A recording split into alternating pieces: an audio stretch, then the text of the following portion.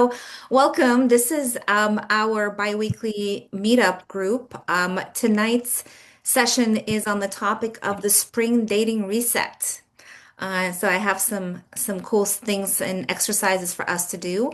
I'm your host. My name is Desi Shakni. I am a dating and relationship coach, and I am thrilled to be here tonight with you. And thank you all for taking time out of your day to join me.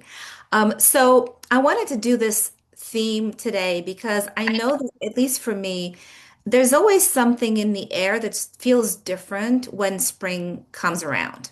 And I know that we've had a super long and dark and cold winter.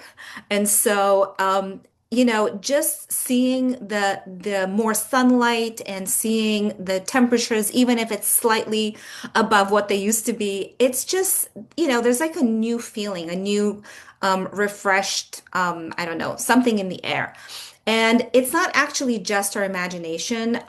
With more sunlight, the body literally produces more serotonin and more dopamine, which makes you feel a little bit more optimistic, maybe a little bit more confident, and perhaps even a little bit more open to connection. Which means that this season is truly the best time of year to reset your dating life and to try something new. So let me know in the chat if you agree, if you feel the same way about spring. And I'm sure that there's something different about spring, something, yes, symbolic. And as the trees are waking up and the flowers are blooming, and this morning I heard birds chirping outside my window. I mean, there is definitely a new feeling in the air, and just everything is coming alive. So totally. Okay, cool. So if you think back into the past, the past season, like how, if, and you could just pick one word, how would you describe your dating life over the past winter? Like if you could just pick one word, what would that word be? How would you describe it? Death, Death. death. Well, that's not good. Well, that's what it Zero. was. Oh, Disappointing is what I would Quiet, say. rocky, I'd non-existent. say I'd say promising, but that was it. You're right. Oh, Drugs I put, promising is actually quite good. I had to agree with him. I put DOA.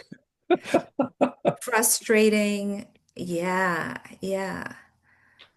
Busy. How Okay. about lonely? Yeah, lonely, totally. Yeah. What was the question? Is your audio off now? Unfruitful. Lots of letdowns. Disappointing. Totally. Yeah. And so we have a whole new season ahead of us, right? And which just kicking off. And I think everyone is like, really itching to do something new, to get out there, to try something new, to even to become a new version of yourself, right? Because I think with every season, we can sort of shed the old identity and look to creating a different identity for ourselves. So tonight's session is really, the theme is around clearing the old, so we can allow and make space for something new and better to actually come in. And I'm going to take you through a couple of exercises. Those of you that want to do them with me, please, you might want to have a pen and paper ready so you can kind of write some things down. I, encourage you to do that if you're in a place that is supportive of that. Okay, so we're going to look at things from two different angles. The inner and the outer. Okay. Now, when we think about clearing, creating space, maybe letting go of something old and making space for something new, we can talk about the mind and our brain and everything that's going on in our brain, like all the overwhelming thoughts, all of the doubts, the confusion, the hurt, the suffering, the disappointment, all the things that are kind of swirling around in our heads. And, usually our brain will experience something. So we'll have an experience and then it'll make meaning out of it. It'll create a story about that experience. So our brains love to make stories and to make generalizations because it's easier for the brain to think that way rather than to create meaning every time something new happens. And we usually do that from very limited information, from limited data, typically personal data. We kind of make these, wide generalizations just from a few experiences that we may have had personally. So, I am curious if you can identify any thoughts or beliefs of yours that you know are not serving you, but you believe them as if they are true, as if they're a fact. Can you think of any beliefs that are holding you back from actually going for what you want? Because they seem believable and true, but you kind of know in the back of your head that they're not true, at least not true for everyone. Yeah, Um, political the debate. I'm too old thing definitely is applicable. Um, Also, I came to the realization one night that I don't feel that I'm lovable. Hmm. That somewhere inside, all my relationships in the past, they were flukes. Wow. Yeah. That I somewhere inside I see an 8-year-old boy with his missing baby teeth, and yeah, I part of me just will never believe that somebody can legitimately love me. So That's a huge realization, Jeff. That's big. And yeah, that's a lot to carry. yeah. I When don't think about it all the time. I just right, that right, right, came to that realization. That's right. an underlying belief. Do you really believe though that it's true? No, no. No, no. I have quite a few virtues. Although at 75 years old, I'm not the man I used to be, and I certainly don't uh, have that much to offer. But I'm just speaking of my unconscious that I Right, just realized right, right. that I can't believe anybody would actually love me. I mean, there's so many beliefs, and you're not alone in this. Many people carry them. They are not even aware of that belief, but that is a big one. I'm not lovable is, um, you know, I mean, there's so many ways to go about that belief, but I do want to tell you that we are all infinitely lovable and worthy exactly as we are. And I'm not here to get into that topic tonight because I have so much I want to cover, but I do appreciate you so much for sharing that with the community. Can we all give Jeff some love, please? Because it's such a vulnerable share for him to share. That's again. Thank you. Thank you. Absolutely. Absolutely. Here Yeah. for you, bud. That was so brave. That was so brave, Jeff. I'm That so, was wow. yeah. Anytime Thank you you want to for share, sharing. brother, right Thank you, here. Jeff. Yeah, so we have these beliefs, like even the one, I mean, it's such a, so much tenderness in that, I'm not lovable. We carry them with us, and even if we know, well, it's not really true. I don't believe it 100%, like maybe I believe it 70%, but there are moments when I don't believe that, right? There are moments when I actually do think I have something to offer. And so I just want you to notice these beliefs um, and stories that we tell ourselves that come from somewhere, whether it's from our society or culture, or maybe even our parents, our caregivers, friends, like who knows, right? From we've heard them somewhere in the past, and we kind of take it on as a belief, and we carry it with us, and it's like a weight on our shoulders. So I want you to pause right now, and I'm going to give you guys a minute to write down one, two, or even three thoughts like that, like the one that Jeff offered. Thoughts that you have thought so many times that they are actually a belief that you think is true, but that you know is not serving you and that you do not have to believe it anymore. What are one or two things that you say to yourself, maybe even daily, but on some level, you know it's not true, and you would rather release that thought or replace it with a different belief. I can't make relationships work. I was a lot more attractive 8 years ago. My life situation disqualifies me from getting into another relationship. Interesting. I will have to settle. It might be too much work. Yeah, I'm only a 4 out of 10.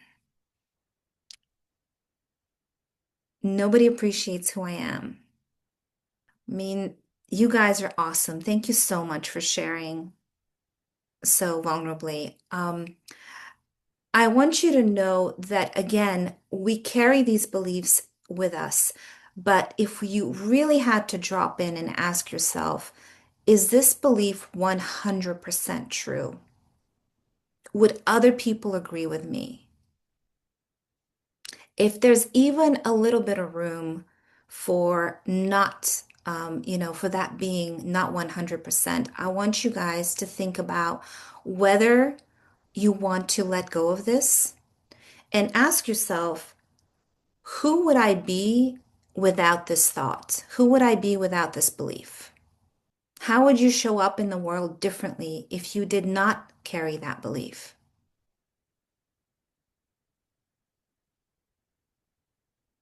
Would anything change in the way that you interact with people, in the way that you approach dating or just meeting new people, or the way that you introduce yourself, or what you believe is possible for you? Who would you be without this belief? I want you to think about that for a minute. I'm seeing people are saying, I would be more confident, much more confident, willing to take the first step. Yeah. Not waiting for the other shoe to drop. Very good. Increase your frequency totally. Like, vibrationally, you would be on a different vibration scale. Notice, guys, that nobody is forcing us to carry these beliefs around, right? Like, we sort of do it on autopilot without really knowing that we're doing it. But if we can be intentional about it and even release that belief just for a day or for a week, how would we, you know, walk in the world and be in the world? Yeah, we'd show up differently. If you could think of something a little more open to believe instead of that belief, could you play around with it and maybe, offer yourself a different belief that is maybe more motivating or inspiring? Still something that you still can believe is true, but is not quite, you know, that old one. Yeah, how about I'm an 8 out of 10? That's a lot better than a 4 out of 10. Sure. Like, who's deciding on the scale anyway? Um, yeah, if we were to just be a little more intentional about what we carry around in our heads, maybe we'd want to clean out some of these beliefs and replace them with new ones. Okay, so thank you all for sharing in here. The right person will understand and empathize and accept my life situation totally. Okay. Okay. Don't believe her, Jim. Don't believe whoever gave you that rating. Okay. We're gonna do a quick letting go ritual. So, I just want to offer that spring is your permission slip to release some old things, old habits, old beliefs, etc. So, um, whatever the most active belief you have or thought you have that has been holding you back, that is, maybe bringing you down the most, just think of what that is and say to yourself the following. Just, you can say it quietly to yourself, or you can speak it out loud if your um, mic is on mute. So you can say the following, okay? I forgive myself I'm sorry, let's start again. I accept that I have been carrying this belief or that I've had this habit. I accept it. And I forgive myself for the misunderstanding that this belief is true. It was only there to protect me, right? These beliefs are protective mechanisms. They're trying to prevent something, prevent hurt, prevent rejection, prevent disappointment, prevent, taking a risk. Again, like it's all these stories that we build around what if this happens or that happens. So again, they're only there for protection. Um, I am not bringing this belief with me anymore. I'm ready to let it go. And if you truly are ready to let it go, I want you to envision putting that belief or putting that habit into a raft on a river and just watch it float away.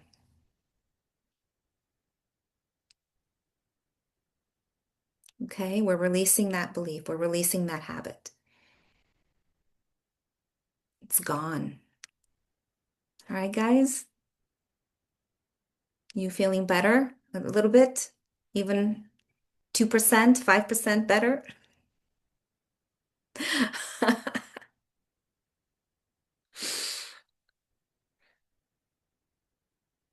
Yeah, yeah.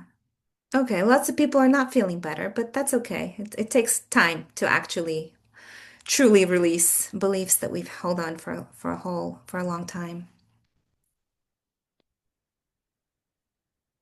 Okay. So we're going to shift to a second area of releasing and letting go. Let's shift over to our outer world, to the physical world. So, as the way that you feel physically in your body shows up everywhere. And we're going to look at our environment, the physical environment that we're in, which includes our physical body, right? Um, you know the feeling when you clean out your closet, right? You know the feeling when you get a new haircut. You kind of feel a little bit like a new person. Like you feel lighter, you feel maybe more expansive, more accomplished, more motivated, like you have more energy. So again, this isn't about um, getting rid of old clothes or having a new haircut. This is really an identity level shift that happens, even if it's a very small shift in your identity. Think about some things that you can do to release things in your physical environment or to let go or to refresh. I mean, it could be that you clean out a closet or that you declutter a room or even like washing your car. For some people, I know for me, that's pretty therapeutic. I love when I wash my car. Um, for my boyfriend, he tends to shave his head. So anytime he feels like he wants to kind of release like stagnant energy or something bad that happened over the day, he will go and shave his head, and that will give him a renewed sense of who he is and what's possible in the world. If you could commit to one thing that you could do over the next week to release an old thing or and create space for something new to be there, what would that be? What would your thing be that you would edit out of your life?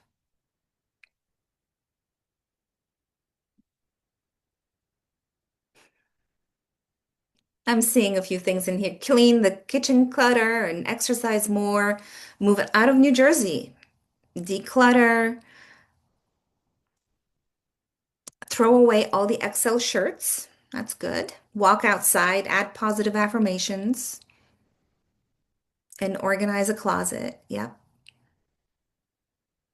Yeah, these things are very doable, but their impact is huge on our mental state, right? They are just just doing one thing like that makes you feel so much like you've really achieved something. There's a lot of sense of accomplishments that comes from it. My married name, last name, going back to my maiden name. Yeah, so releasing. old and making space for the new. Okay, all right, good. I know that people have mentioned that they would feel more confident if they were not that person holding on to that belief. Confidence is not something that just happens to you. It's actually something that you create through your actions. So when you take an action to declutter your house, to maybe go out and update your style and buy a couple of new items of clothing, to have a new hairstyle, whatever it might be, notice what it does to your confidence level. Like, do you feel like a boost, a kind of a spurt of energy around that? Notice what those types of things can do. Yeah, going out, dancing. Nice. Okay. Awesome, guys. Thank you all for sharing this. Yeah. Okay, so I'm going to move on. And the next area that I want to talk about is building a dating life that you love. I know that might be a stretch for a lot of people to think that they could potentially build a dating life that they love. But why not? Why not build a dating life we love? Why should we stick with a dating life that is exhausting or tedious or disappointing? Like, let's just make the best of the process. And again, this is something that we're choosing to do for ourselves, right? Dating is something that we're choosing to participate in because we want the benefit of what we're hoping will be the end result of that process. It is not something that we have to do. If we don't want to participate in it, we don't have to, right? We can just release it. And, maybe if fate has us meeting someone, then that's awesome. But if not, we want to be intentional about what we're doing. So, I wanted to offer, because I do get this question, probably the most asked question I ever get is, where do I meet people? This is the big question. Where do I meet people? Like there's one place, right, where people have to is the place to go to meet people. So I'm gonna break it down into six places, six environments where people tend to meet each other, where relationships begin. Okay? And these might be obvious, but I just want to offer them to you because I know that it's kind of a more structured way to think about them. Okay. So one environment where you meet people is everyday public spaces. So imagine you're just being in the world and you are in a coffee shop, you're at the library, you're walking through a park, you are at the grocery store, maybe you're at the gym. Maybe you're traveling and you're at an airport or you're taking a train somewhere. So these are places that you can have an organic interaction and typically, the intention is going to be low. You're not going to know what intention people have in these spaces. So you're going to have to be a little bit more bold and inquire someone's status to see whether you want to have a continued connection with them or not, right? But these are all available to you. So just as you navigate through the world, through your human experience, you will be obviously in locations that are public spaces. Okay, that's environment number one. Environment number two is shared activity environments. Okay, so these would be things like if you are part of a group, um, in terms of a shared activity, it could be hiking, could be a dance class, cooking classes, book clubs, even a meetup like this or meetups that are in person, lectures, etc. So these are places where you can connect with other people through repeated interaction because of a common interest that you have. So think about how many of these types of environments are you putting yourself in? Do you have any shared interest environments where you're going to on a regular basis? The third environment where you can meet people is value-based communities. So these could be religious communities, these could be volunteer organizations, meditation groups, political or advocacy groups. There's probably a lot more that I haven't thought of. What's unique about these environments is that they align probably most closely with your values, so that when you meet people in those environments, you will likely have quite a bit of overlap in your values, right? Um, and Joanne said that she can speak now. So go ahead, Joanne. Yes. Can you hear me? Hi. Hi, yes. Um, so I am a social butterfly. I've always been. I have no trouble meeting people. I can meet people anywhere. So I go to the gym about 3 or 4 times a week. I go to church weekly. I belong to groups in the church, et cetera, et cetera. Um, I don't know what it is, maybe about me. People think I'm too confident or married or something. Um, I wouldn't say I'm gorgeous, but I'm certainly fit and um, very able physically. I can do things. So I don't understand. So if I'm in an airport and somebody starts talking to me about the delays, okay. And this happened the other day. I was at a deli waiting for a sandwich, and a man started talking to me. Lovely man. Would have loved to have dated him. He Mhm. told me something about his wife. I didn't have to say anything. But so am I supposed to say, excuse me, are you married? Before we even continue? Like, if you're married, I don't really want to talk to you because I have no use for that. If they're married and they start flirting, I have no use. If they're 20 years old, I'm 60 something, I have no use for that. So, and it's not, I feel that I'm getting, I don't want to say bitter, but it's so clear that this is just messed up. And the men that I like mostly are married or they don't approach me. So I'm just stuck. And the longer I get stuck, the worse it gets. I'm Mm. really a joy when I'm out in public because that I'm Christian and I believe that's how you should be. I'm just venting here. But anyway. I mean, if I can offer just a point of view, which is that when we are in the world, we're not going to know who is how old, who is married, who isn't. We're just not going to know. And if we look at every interaction from the viewpoint of, is it useful? Is it getting me closer to finding my person? That may not be, the best way to look at it, because inevitably you will be more disappointed and frustrated than Yes. the other way around.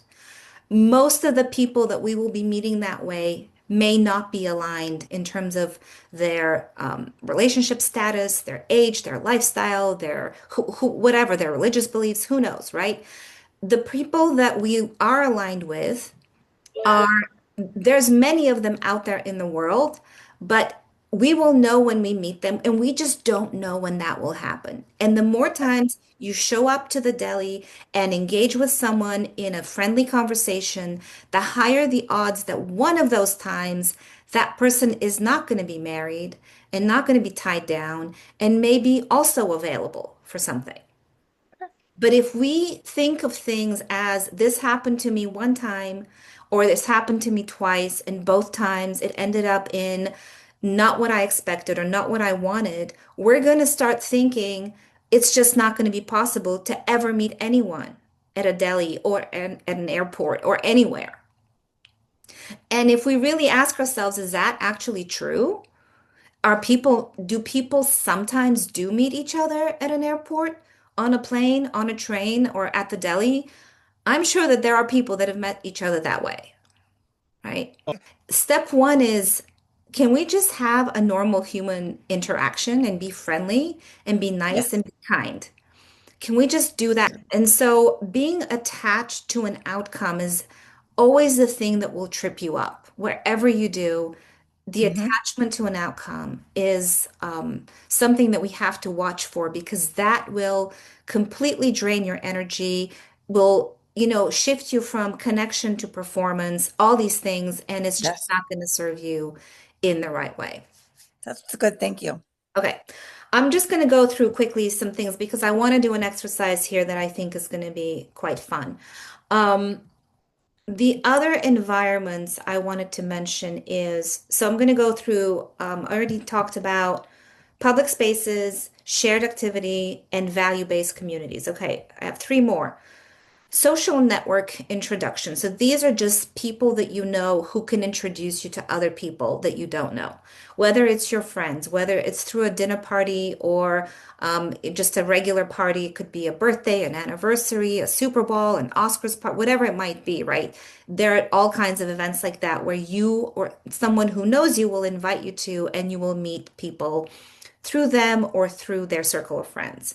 Weddings, graduations, etc. So that's kind of like the obvious stuff that I do encourage everyone to say yes to those types of invitations. The dynamic there is that trust can transfer because of the existing relationship that you already have. So there's a higher level of trust innately in those environments that you will have when you meet someone in that way. The other area is single specific environments. Okay, these are places where the primary purpose is to actually meet other people for the purpose of dating. It could be speed dating events, could be singles mixers, it could be matchmaking events, travel groups, dating workshops. Online, of course, we've got the apps and the sites. It could be Facebook groups that are designed to get singles together or doing things, just even like a virtual Facebook singles group.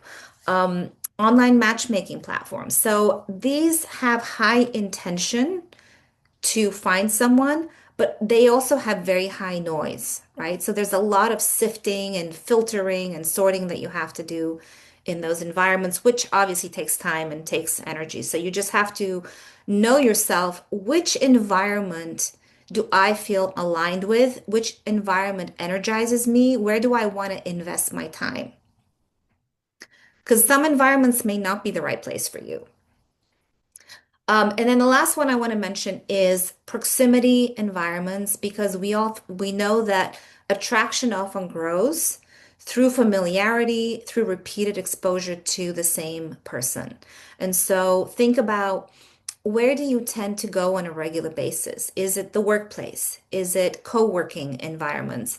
Maybe neighborhood events, maybe fitness studios that are local to you, local coffee shops like the local Panera, the local Starbucks, stores and parks. Like, where are you more likely to interact with the same people on a regular basis because you see them often and they are living close to you? Okay.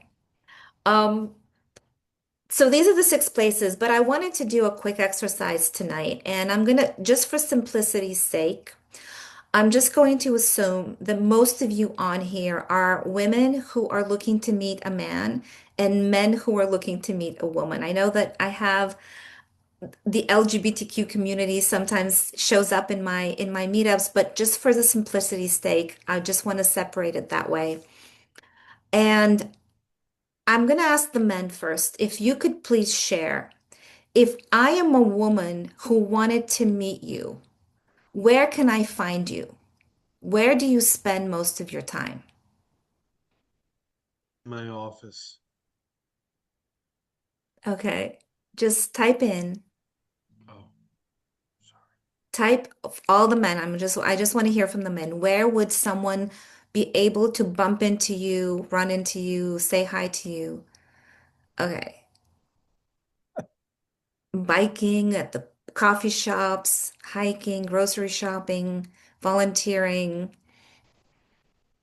Well, if you guys are in front of your computer all day long, then you can just forget it. Like, we're not going to be able to find you in your house, at your desk.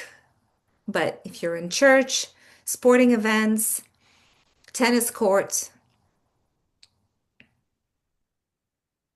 so we just don't know when that serendipitous event will occur. Can I make a quick comment? Yeah, please.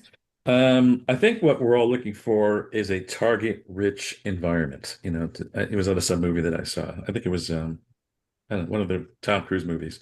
Because all these places that we frequent, coffee shops, tennis court, hiking, biking, whatever, um, we're there all the time, but there are not, at least in my experience, you just don't run into a lot of available people, even if they're not married. Mhm. They're not looking to date, apparently. It's just so it's a lot. It takes a lot of guts to go up to somebody you don't know and try to strike up a conversation. And if you get shut down within like the first 15 seconds, it's not very pleasant. So that's my observation. I agree with you. It is unpleasant. Yeah. What do you think is the solution, Jim? Hey. Well, it'd be great if friends did introduce you to other people, but once folks become married, they just forget about their single friends. They just do. It's not intentional, but it's reality. And your fellow single friends, they're busy looking for themselves. So I don't think they're thinking about, hey, there's somebody I can introduce to Jim. It's like, nah, it's not going to happen. So I don't know. I wish I had a solution. I think things like this are great. Yeah. And I think I saw someone right in here. You should do some speed dating events, and Yeah. because there's nothing like this for people over 50. Right. There just isn't. You know, Should we Yes, my probably. I, Okay, well, so the last thing I wanted to talk about is online dating. And if those of you who are doing it, or those of you who haven't yet done any, or maybe you haven't done it in a while, but you are curious about potentially getting back into it, um, this is also a great season to update what you're doing online. Update your pictures, update your bio, maybe change up the app. Like if you've been on one app for a long time and you're just not feeling that that's delivering results for you, maybe changing up the app, doing something different. Um, you know, there's a lot. I know that online dating has its disadvantages, and they are many, but it is really one of the best ways to open yourself up to meeting more people that are, like again, target rich environment. They may not be of all of the quality that you're looking for, but they are all intentionally looking to meet others. And so I just wanted to offer that. You don't have to do it if it does not align with your nervous system, with the way that you like to date. I don't want to force anyone to do something they're not into. But if you are willing to put up with some of the headaches that it offers, I will say that it is an efficient way of meeting new people. And again, there is a lot to sift through. There's a lot to weed through. It is like a bargain basement. You're looking for a gem inside a pile of things that you're never going to want to wear or buy. But sometimes you do find a gem on those sites. And I know that, I have found my boyfriend that way, and I never imagined that it would happen, but it actually, worked out. Um, I've done a lot of online dating over the years, and I would have to conclude, I liked your comment earlier that if you're spending all your time sitting in front of a computer, you're not going to meet anybody of any value. It's a time sink for starters. It consumes a lot of your time. And you go in there with this kid in a candy store kind of mentality because all of a sudden there's hundreds of people you could potentially date, and the reality is not really. There's a lot of people that have very different expectations about dating. Me personally, I'm just looking for someone to hang out with, enjoy life with, see where it goes. Just take your time. There's a lot of people out there that are on a fast track. They want marriage like fast. And and when you have completely different goals, it's not going to go anywhere. I met one woman very recently on an online dating site, and she liked texting. So we were texting every day for like 2 weeks. She was ready to marry me, I think. It's like when can I come out there? When can I move in? It's like whoa, whoa, whoa, whoa, whoa. And when I started challenging some of her ideology, conversation ended, disappeared. It was like, wow, just amazing how people can go from how fast they can change. Yeah, So yeah, I would say online dating, go in with your eyes wide open, but totally. it's not a be all and end all. I wish it was. Well, I mean, I do want to offer, and thanks for sharing that, Jim, Sure. because I have also many, many years of online dating experience. And again, I have had most of my longer term relationships have come from online dating. Wow. I have not met people organically easily, even though before I was a coach, I had a 30-year career in corporate, and I went to all the professional events, and I went to work, and I went to conferences, and I was on planes and trains and automobiles and everywhere you can imagine. I was very social and out there. And yet, the best matches that I ever came across were as a result of meeting someone online.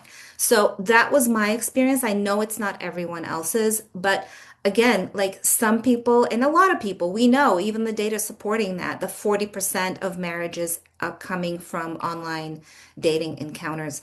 So in our age group, we're not going to see the same type of numbers, but there's still people that meet each other that way. Mhm. Bring it all together tonight.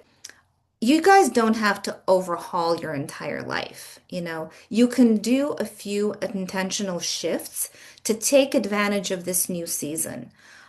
Maybe you can write down one old belief that you're ready to release tonight. And think about that. Is it really true? Do I really want to hold on to this? Who would I be without this belief? Maybe commit to one thing that you want to declutter or create space, physical space in your life. Maybe something that you want to change about yourself. Um, Enter a new environment. Of the 6 environments that I mentioned, how many of them are you using to meet people through?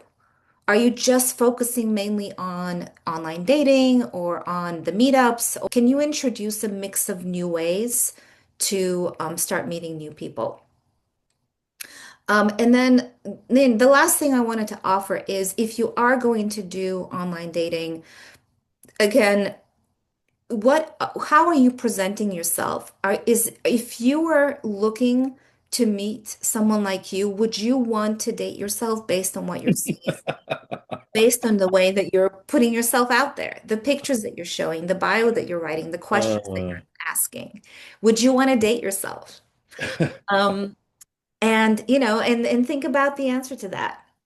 Um, and you don't have to wait for the perfect moment. I mean, you can just start doing tiny steps, like one step at a time, to make space for something new. Um, because it really begins with a thought, it's whether it's in your mind or in your closet or in your calendar, in your heart, like now is the time to make a change. Take advantage of this season. And before I wrap up, I just want to share something with you that, some of you might be thinking, okay, so maybe tonight I'll try a couple of new things, I'll create some more space, but how do I actually follow through on these actions? And for those of you who are interested, I have created a program. It is inside of my community on the school platform, and it's called the Dating Reboot. And it's really a way to stay consistent, to get support, to catch your patterns, to, build momentum in your dating life. We're going to work on things like rewiring your old beliefs, building real confidence, practicing how to show up differently in different situations, and creating real momentum. So it will be, it's there for you if that is something that you're ready to invest in right now. I will say that at the moment, I'm offering it for 197 for the whole year. So you get 12 months worth of having me live where I can coach you and mentor you. I have a whole area of resources that you can tap into, as well as the community and the support. And this is really the cheapest that it's ever going to be. So starting in April, I'm raising the price, but right now it's only 197. And if that is something that you want to take advantage of, I'm going to paste the link here if you want to check it out. And if not, just take away from this session what you found useful and apply it. And, Where's you the know, link? I'm sorry. I'm sorry. the link is coming because I am trying to get to it. Hold on one second. Thank you for asking. Give me a second. And in the meantime, And this is different than the dating reboot that we already belong to. This is different than. This is within the school community, Paul, which I think you are a part of it. Got it. Let me just go to here and here. Okay, here we go. So when you join, this is a free community that I have on school. If you are interested on the additional support, I will, you can join my tier 2 level, which is the dating reboot community, and that is where we're going to actually, go to work on all of these things and hopefully make a difference in the results that you're getting in your life. So this is for people who are really done with surface level dating. You want to create a different result and you're willing to look at your patterns and your saboteurs, the ones that are interfering with getting what you actually want, so you can become the person that attracts the right relationship.